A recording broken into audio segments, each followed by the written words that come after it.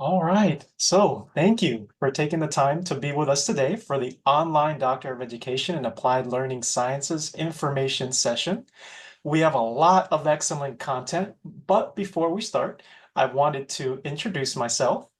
My name is Omar Perez, and I'm an online enrollment advisor for UOnline and have the wonderful opportunity of working with many of our prospective doctoral students. I hope that today's presentation will assist you in making the best decision for yourself. So before we begin, there are some housekeeping items. So the session will be about 45 minutes in length. Also, we want to make sure that the content is relevant to you. So if you have any specific questions for our panelists, please feel free to utilize the Q&A feature at the bottom. And do know that if for some reason you arrive late or have to take a break or leave early, no worries. As indicated there, this will be recorded and provided to you afterwards. And of course, you have our contact information at the bottom to speak with one of us enrollment advisors. So first, let's take a look at the program at a glance. You'll see that it's 15 courses in total. Each class is 7 weeks long, and they are asynchronous, so there isn't a scheduled time for you to be online.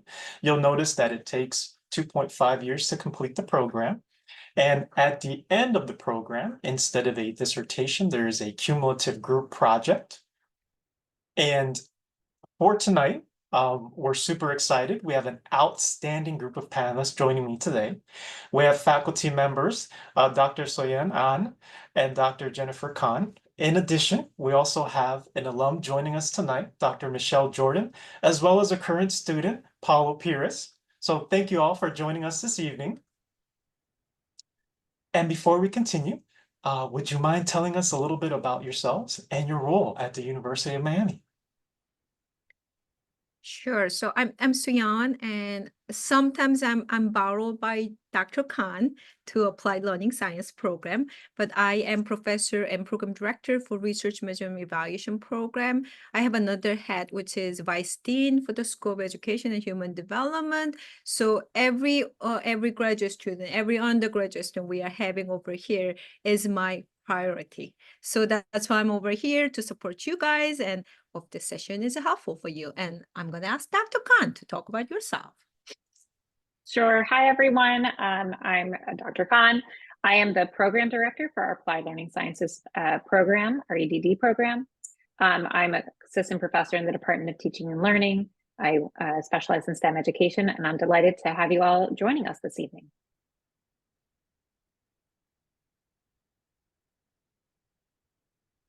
Go. Throw it to Dr. Jordan. Figured I'll go next. Hi, everyone. My name is Dr. Michelle Jordan. I am an alumna of the inaugural cohort for this program. I'm really excited to once again participate in this panel and share whatever advice or experiences that might help the rest of you in your educational journey. And Paulo, that leaves you. Hi, everybody. So excited to be here on this panel with these wonderful people, and also to promote our amazing program that I am currently enrolled in. I have so much. If you have questions for me, if you have concerns, desires, whatever it is relative to this program, I am the guy to talk to, because I am a big fan of it and I am so happy to be part of it.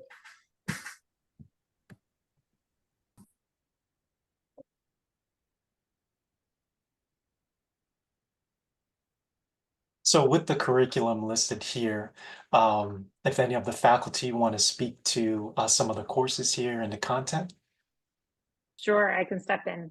So these are our listed courses. They're not in the sequence in which students take them, but it does give you a nice snapshot of our program. So we have students take courses in theories of learning. They take courses in how to design learning environments, and then they take courses in how to evaluate learning environments. And then there's a series of courses in which we ask them to do that as part of their cumulative project, what we call a capstone project, in which students design, implement, and evaluate a learning experience or learning environment.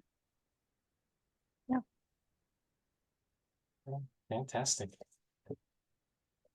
Okay, so we actually have a few questions for our panelists here. So starting with the faculty, can you tell us a bit about your role within the University of Miami and how you interact with online doctor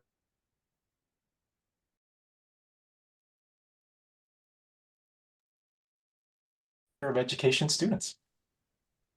Okay, so so you were a little frozen, but then I think we are asking what our roles are. So me, as I said, I'm the vice dean, so I'm working with faculty and students. That's my role. But I was also teaching quantitative methods 1 for the first couple of cohorts, and I did also capstone chairs for the applied learning science doctoral students for, I guess, the maybe last cohorts that they just graduated. So that was my role. And Dr. Khan, you have a lot of other roles for this program.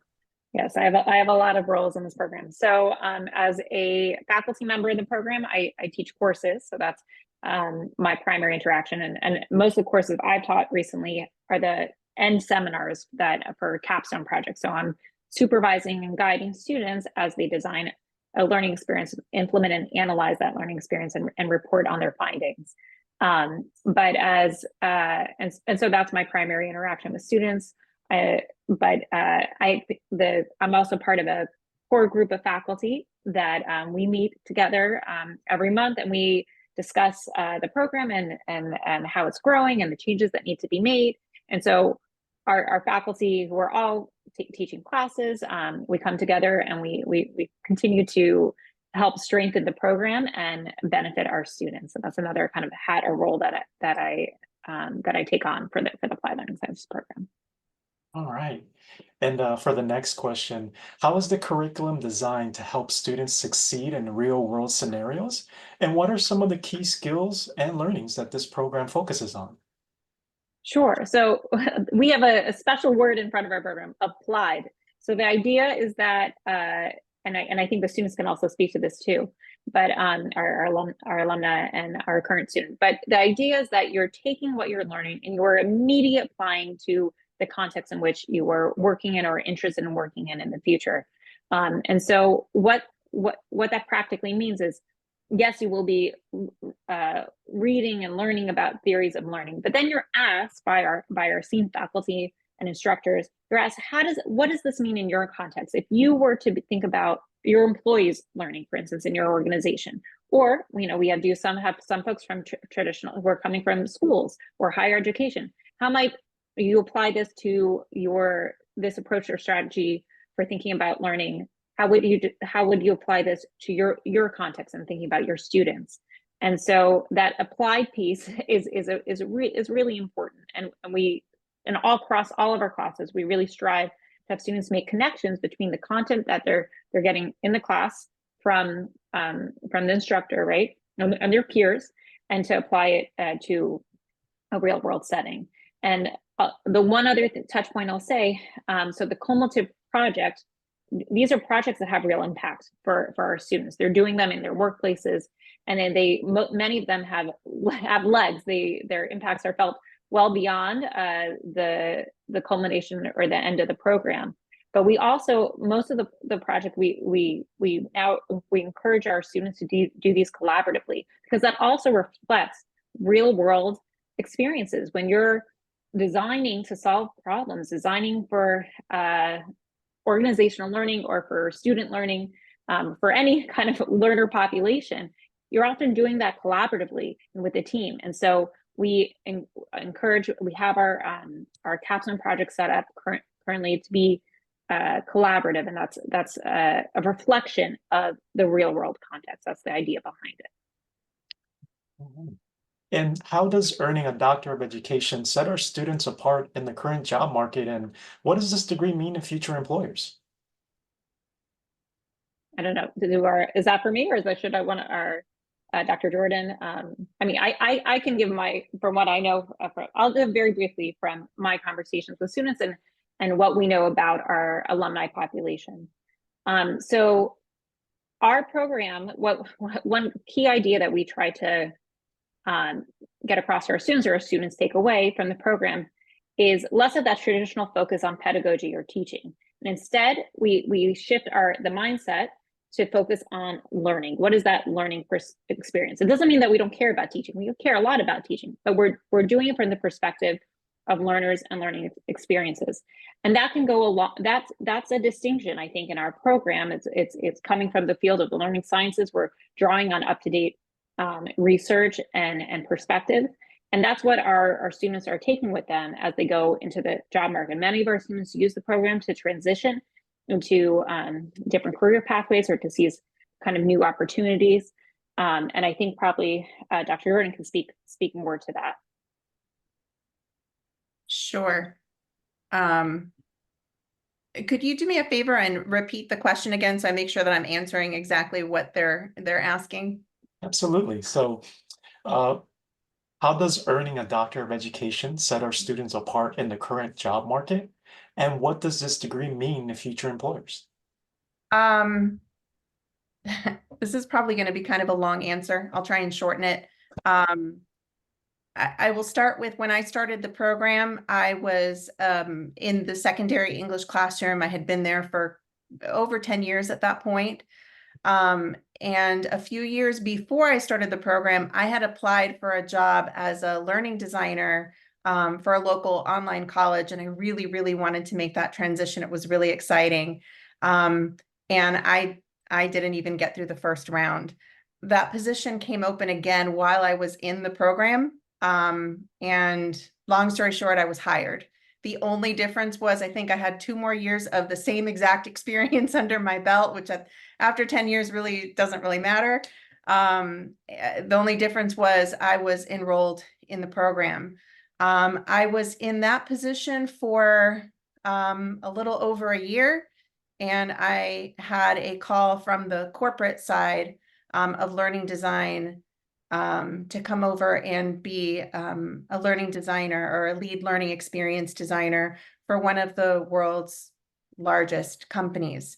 That was a huge leap, moving from the academia side to the corporate learning side. Those are 2 very different worlds, but the skills that I acquired through the program made that transition way easier. I was in that position for about 2.5 years. And like lots of big tech companies, we've all heard Google, et cetera, layoffs happened. I was actually part of a layoff this summer. And without skipping a beat, I think the layoff happened on a Wednesday of a holiday weekend. And the following Monday, my inbox was flooded with recruiters. And the big difference for me was that other experienced learning designers that didn't have a doctorate in applied learning sciences or didn't have a doctorate, who had years more experience than I did, were not having the same experience I was. I was getting multiple recruiters through my LinkedIn a day. I took every single meeting, to the point where it led me to start doing contract and consulting work. And I was getting so many job offers, and my esteemed colleagues weren't. So I started my own company, and part of my company is professional services. So I now hook these amazing learning designers that I've worked with, or who are friends of friends that have worked together before, with contract positions, with consulting positions, with direct hire positions. And I have been so busy and so flooded with work that I don't even have my website up yet. And I officially launched in August. And that's really been the big difference. Opportunity is coming for me hand over fist. And really the only difference between me and the others is my doctorate. So it really has served me well, being able to transition from the academic world into learning design, from teaching to learning design, and then from learning design, academic learning design, to corporate learning design, to now starting my own company that's off to a really great start. So I always come back and do these webinars when I'm asked, because I'm so grateful for the program and everything that it taught me and the opportunities that it's given me. I wouldn't be here where I am today had it not been for the program, and Dr. An and Dr. Khan, who were both my professors. Right, fantastic, thank you. And for our next question, for a busy professional, what are the advantages of completing the online program? How do our faculty make themselves accessible for questions and discussion? I'll take this one to start. So our program is asynchronous, and this you have we have 7-week courses, and you are given a certain number of assignments by every course. Usually it's a couple of readings and a discussion board post, or with some sort of prompt or task, with a couple maybe larger assignments, 2 to 3 spread out throughout the 7 weeks. Now our faculty also, in addition, that's all asynchronous, right? That's the kinds of engagement that's happening asynchronously. At the same time, our faculty host office hours. So this is a weekly synchronous hour in which they make themselves available for students to come and engage with them in conversation, questions, just to listen in. Kind of all forms of participation are welcome. These are recorded and then shared with the class. And those office hours become, for a lot of students, are become very important actually for their learning, because if they were able to attend, they're able to ask questions that they had when doing assignments or reading something. And if they're not able to attend, they can listen to their classmates' discussion and benefit and learn from that with the instructor. So that's kind of standard across our program. As you get to the capstone seminars, because you're doing a personal project, with your teammates, then the instructors tend to have more one-on-one or one group meetings, right? You and with the instructor and the group to support and guide you and advise you along the way, and give you kind of specific advice to your group's capstone project. That happens at the end of the program. Thank you.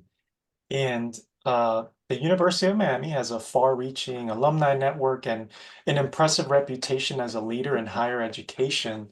How does the online program help students leverage these advantages, especially as our students are based all around the country?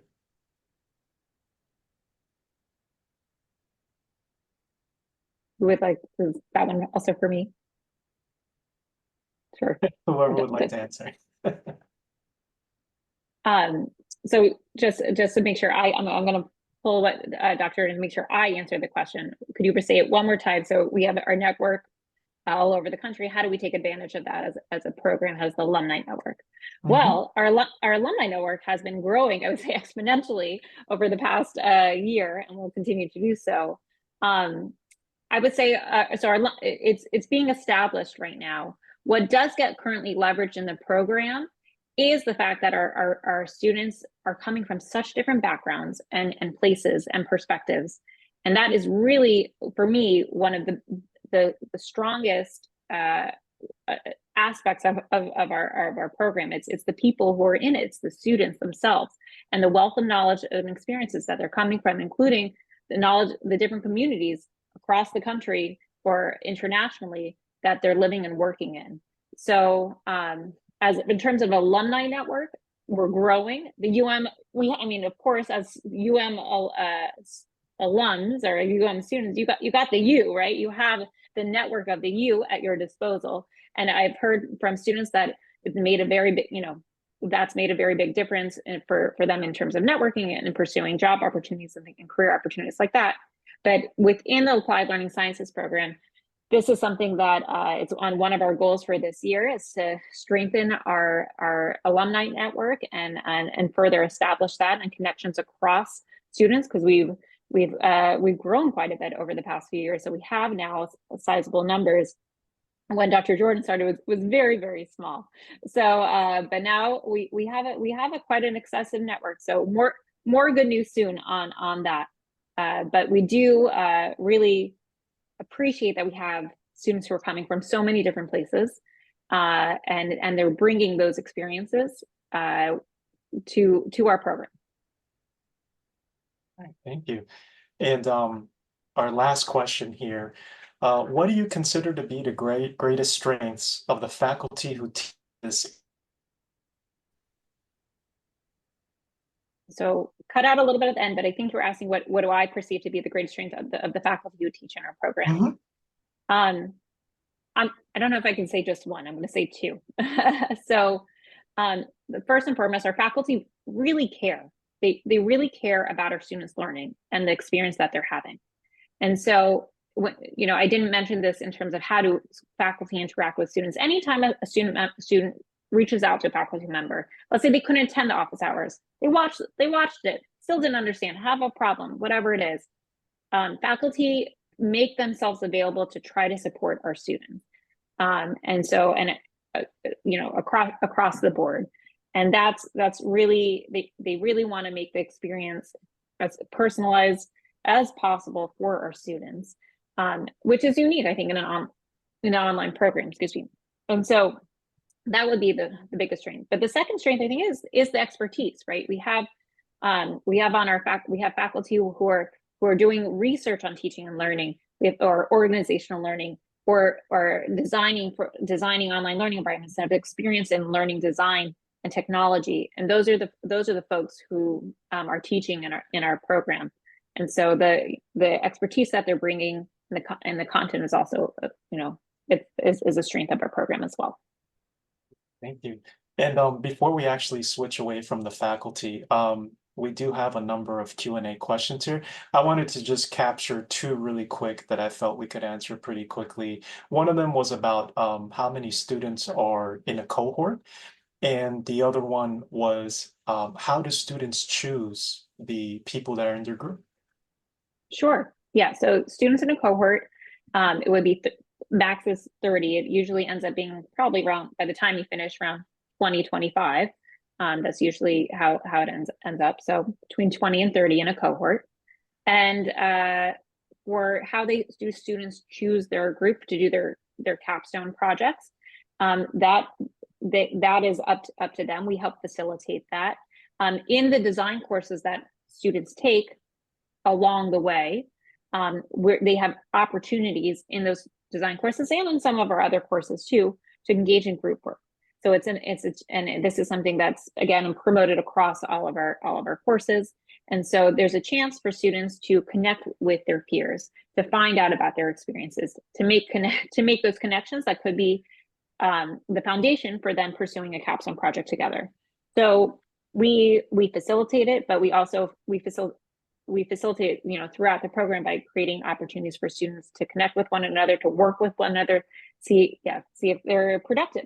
Do you make a productive team with another student? Maybe not. Maybe you do this term project and then you move on, right? So we're trying to give more and more opportunities for students to figure that out earlier on. So by the time they arrive at the capstone project, they have a sense of what they're going to do and who they're going to work with. Thank you. And now shifting over to Dr. Jordan and Paolo. My first question is, why did you choose the University of Miami for your online doctorate program? What sets the program apart from others you considered? Paolo, do you want to start first on this one? Sure. Well, University of Miami is my bachelor's and my master's. So initially, I didn't even know the program existed while living in California. I just relocated back to Miami. So happy. While there, I was going to University of Southern California, and they had I was doing a PhD program. I just started like the first semester of it in education, and I wasn't getting the feeling that was my route, that I wanted to go. I just didn't feel connected or it was the right fit for me. Nothing wrong with the program, it was just me, and it wasn't aligned with what I wanted to do with my goals down the line. And then mysteriously, I saw an ad for the University of Miami, the EdD, Applied Learning Science, and I thought, click, let me look at this and see what this is all about. It seems like it's a little bit more in line with what I want to do. And I was so fired up and excited about it, because not only is it my alma mater, it's my doctorate degree, like it's a big thing. So what a way to finally say so long to UM by going, being admitted and going through the program. I feel that, to echo everyone who has spoken so far, you can't ask for better faculty. I mean, nobody has paid me to say it. I'm living it. I can tell you. It was difficult for me on the West Coast because of the time change. Every single instructor that I had up until now would be on the phone with me at 9 o'clock at night or 10 o'clock at night, like just to make sure that they got through whatever it was that they, honestly. It's just the design, the way the courses are. Dr. Khan spoke about the mini assignments and the readings and everything. Make no mistake, it's not cinchy. I mean, it's very intense. 7 weeks flies by super fast. Before you can even blink an eye, you're done. And you're like, wait a minute, I just turned in my last paper. Like, wow, I have a breathing space before the next course. I can't express my happiness more than I am here before you to tell you the University of Miami's program, and they have said that it's growing. It's going to grow even bigger by leaps and bounds because the faculty that I'm sure that Dr. Khan attracts or reviews, and Dr. An as well, and the others that are on their team, they're picking the best of the best. I mean, we have MIT professors, we have professors from Columbia, like big league names that are teaching in our program. So it's not like a little thing, it's a really big thing. That's awesome to hear, by the way. Just, it's been 3 years since I graduated, and I have to say, Paulo, it's so awesome to hear you echoing the same thing. So to answer your question, Omar, I also was a alum. I got my master's degree in education and social change from University of Miami, and that was an in-person, that was not an online program, that was an in-person program. And the faculty was really incredible. And I had a kind of timeline, like a dream for myself of getting a doctorate degree by a certain age, especially. I didn't know if I was going to be able to accomplish that dream. A huge deal for me and my family, being the child of immigrants, to be able to achieve that status of doctor is a big deal in my family. And the school that I was working at started a tuition reimbursement program, which wasn't a whole lot, but it was something. And that made me go, I wonder if University of Miami has something new that I haven't seen. And it was they were just finishing up taking applications for the inaugural cohort for the Apples program. And that's really why I chose it. I was an alumna, and I went on the site and I looked at the course descriptions and I just got really excited. And I did do some homework. I did look up applied learning sciences, online programs. I did some homework, but nothing really spoke to me the way this program did. And because I had experience with the teaching and learning faculty, I knew that I was in for a solid ride. So that's why I made my decision. All right. So next question, can you tell us a bit about what your career path has been since graduation and how this doctorate degree gave you a leg up on your job perspectives or job search? So I answered that already in the earlier question. But really just to reiterate, it more than anything, it gave me confidence. I was a really good teacher and I loved teaching. I was in the high school classroom for a total of 15 years before I made the transition to learning design. And I knew that while I loved being in the classroom, I wouldn't be able to be there forever. I needed a new challenge. I was also the school's educational technologist, and I really loved the part where I got to work with teachers to come up with meaningful ways to incorporate technology into their classrooms. I worked for an iPad one-to-one school. And what this program gave me, as Dr. Khan was talking about earlier, that applied piece and that learner-centered piece, that may sound like a subtle difference, but it is a really important difference when you're an educator in a classroom. You are thinking about your learners. But when you study learning science and the theory behind it, you gain a deeper understanding of the why and the how. And you gain some more tools. So it kind of gave me the confidence to get through the interview, to make the leap from high school English teacher to a senior learning designer for the 4th largest online college in the country, and then to move into a lead learning experience designer for one of the world's largest HR software companies. And now, 6 months ago, if you would have asked me, why don't you start your own company? I would have said, are you crazy?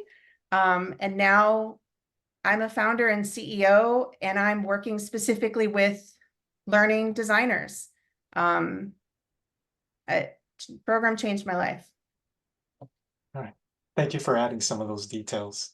And for the next question, how did you handle this program as a working adult? And any tips for students in the program to be successful? I think you have to be 100% invested. This becomes an arranged marriage. You must accept it, embrace it, and love it for what it is, because what you're going to get out of it is what you put into it. And I feel that my instructors give 1000% of themselves to the courses that they teach. And so that, to me, hits me back, or it makes me stay inspired and motivated to continue to do well. I will say it's not easy coming from a traditional classroom setting, right? When you're in a synchronous setting, you're in the class, you raise your hand, it's very active, there's people sitting beside you and all of that.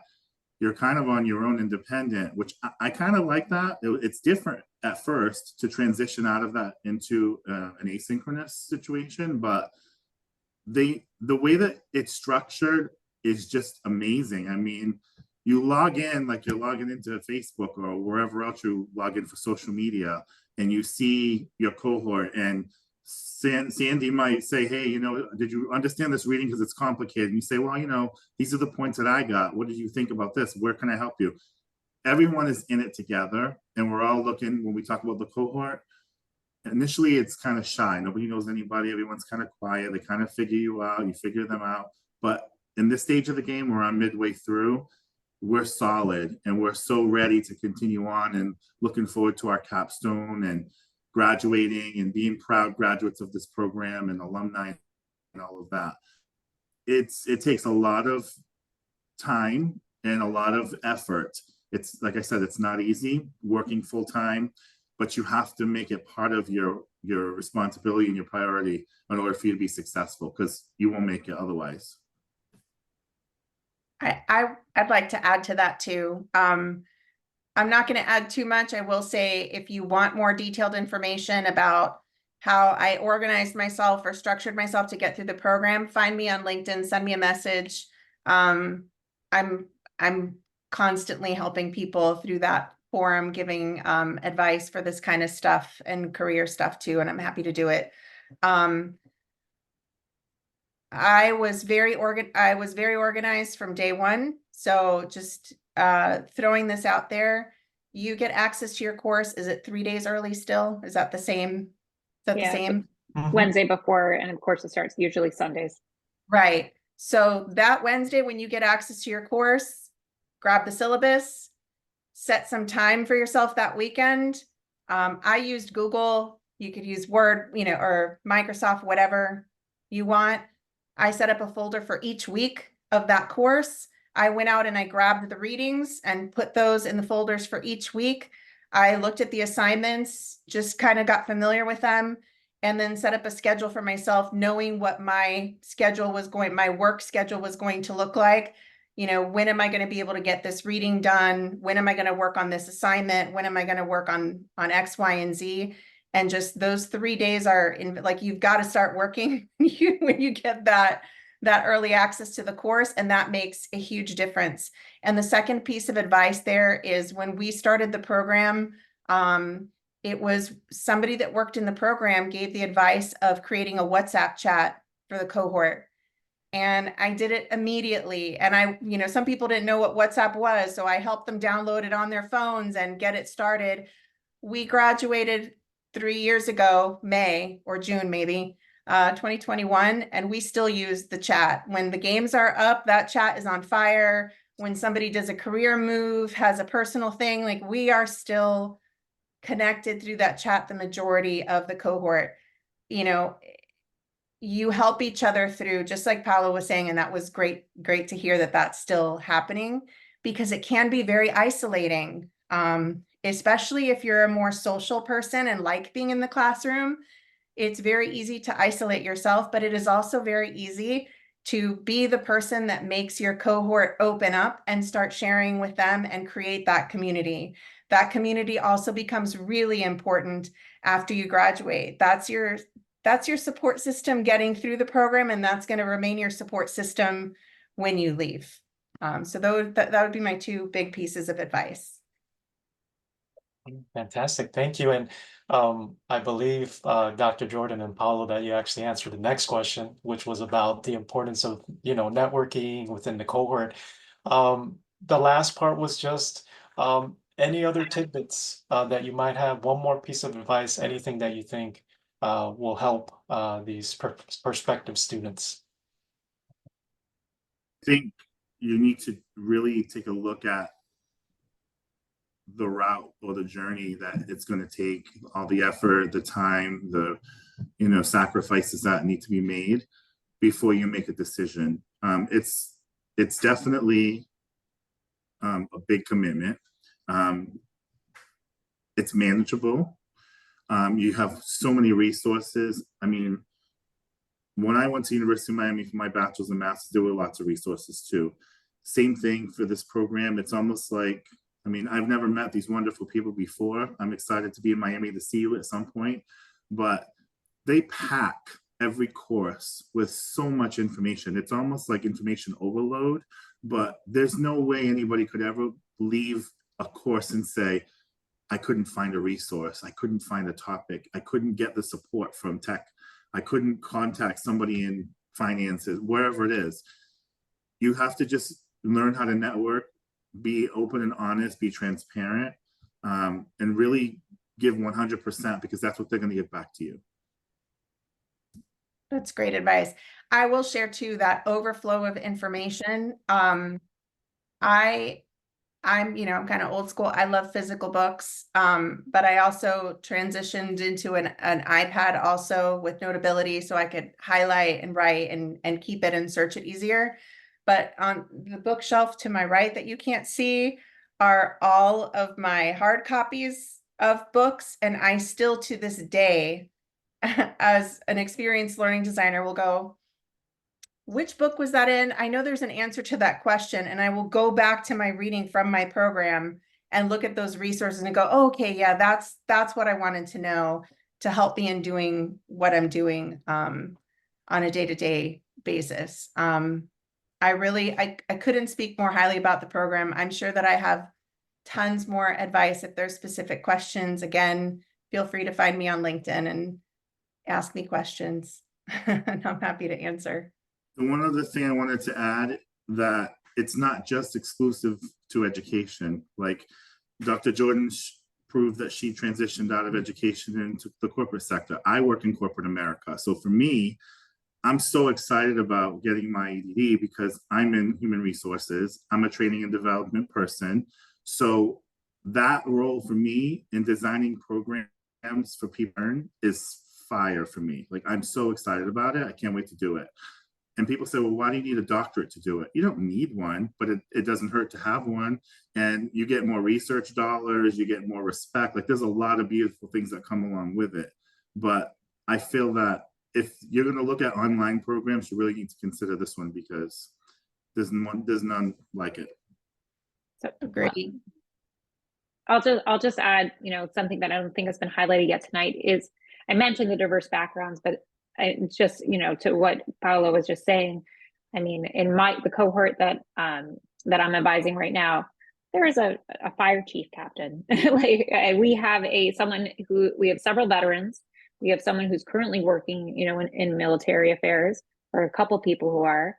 We have still folks who are working in schools and they want to help teachers learn better. They want to help students learn better. But we have other folks who are in healthcare organizations and thinking about patient learning. We have other folks in hospital administration. And then, and also some folks from other corporate organizations that are thinking about organizational learning or employee learning. So it really is a wide range of people are coming from a wide range of experiences. But that is a strength of our program. And we really try to leverage that. We see our students as knowledgeable when they come in, and we want them to contribute that experience and knowledge to the program as they participate in their courses. So just want to, piggyback on something that said, if I had a tip before Dr. Jordan shares her last comment, it would be for students to, if you can attend those synchronous sessions, those office hour sessions with professors, particularly early on.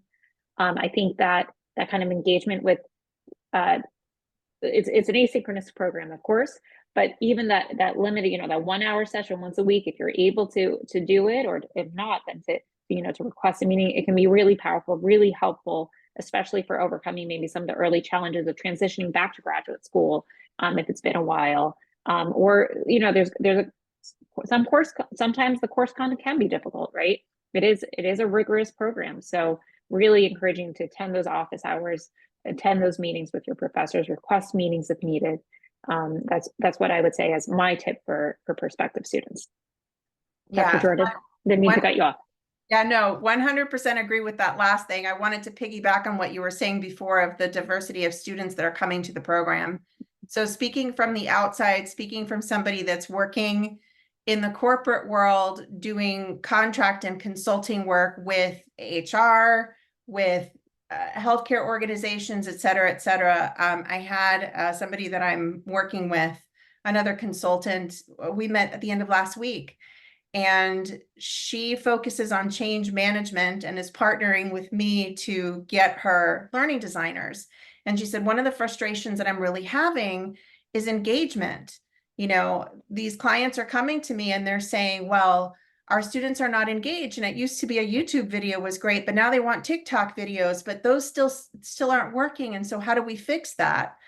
And I said, well, I'm going to tell you what I'm seeing. What I'm seeing in these contract positions that I'm taking is a company in all different verticals, right, in all different areas are saying, we need training for our people on this subject, and this is what we want.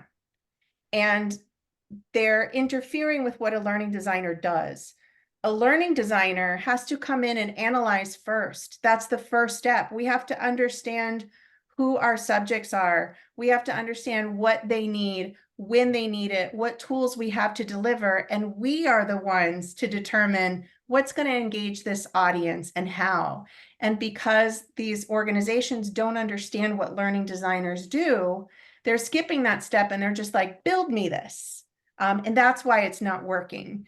So one of the things that I'm trying to do with the company that I'm building is sort of advocate for learning designers and explain in all of these industries, this is what learning designers bring, you know, to your company in all of these different areas. It used to be training was throwing together a PowerPoint or doing a quick video, and that's not what learning design is anymore. And I'm sure, Paulo, I see you like nodding, you know, you, I'm sure, can already see, since you're in the program, the value that the knowledge that you're gaining is going to, how it's going to impact what it is you do and have a better result at the end for your learners. It's just, I have also seen second to that feedback coming from, this happens a lot with former teachers that do a certification program to become a learning designer, and they all develop the same portfolio, and then employers are really not happy with the output of their work a lot of times. And it's because they don't have that underlying, the science piece, the theory, the understanding of that, and the application is why they're struggling so hard. There are easier ways out, but they're not necessarily better ways to get to that path. So I hope that helps. Anybody out there with those kind of thoughts or questions? All right. Well, thank you everyone for that great information, very valuable. And so now transitioning over to some of our slides over here in terms of resources and connectivity. So we have, as was mentioned, you know, a lot of different types of resources from the Topple Career Center, Graduation Student Association, online library, just a lot of different ways for our students to feel connected, feel like they're part of, you know, this bigger family that we have. And so keeping in mind our early admissions deadline and, you know, what is it that you'll need for your application. When it comes to your transcripts, remember that you can use unofficial transcripts. We won't need your official ones until later. You'll see, of course, it's 3 letters of recommendation. And for those that are interested in financial aid, we always recommend doing that as soon as you can. We unfortunately don't control when your FAFSA gets processed. So that's why we urge you to try to take care of that as soon as you can. And of course, any other details that you might have questions about, you can always reach out to one of us enrollment advisors. We'll be more than happy to go through whatever your situation may be. And as I mentioned, with the early admissions deadline of November 4th, we're actually offering 2 perks for students. The first one is to be able to get a $300 deposit fee waiver code, as well as the 50% tuition waiver. And with that admissions deadline, just remember that that means the entire file is complete. You have all your letters, resume, personal statement, etc., to be able to get submitted for consideration. And of course, any questions you might have, like I mentioned before, don't hesitate to reach out to us. I saw that we got a bunch of great questions and maybe we didn't get to all of them. So please, I encourage you to reach out to us. We'll be more than happy to help. You'll notice that there's a QR code at the bottom that you can use to apply as well. And before we let you go, I wanted to just take a little time to thank all of our wonderful panelists today. And folks, we hope to see you soon as a future Kane. Thank you and enjoy the rest of your day.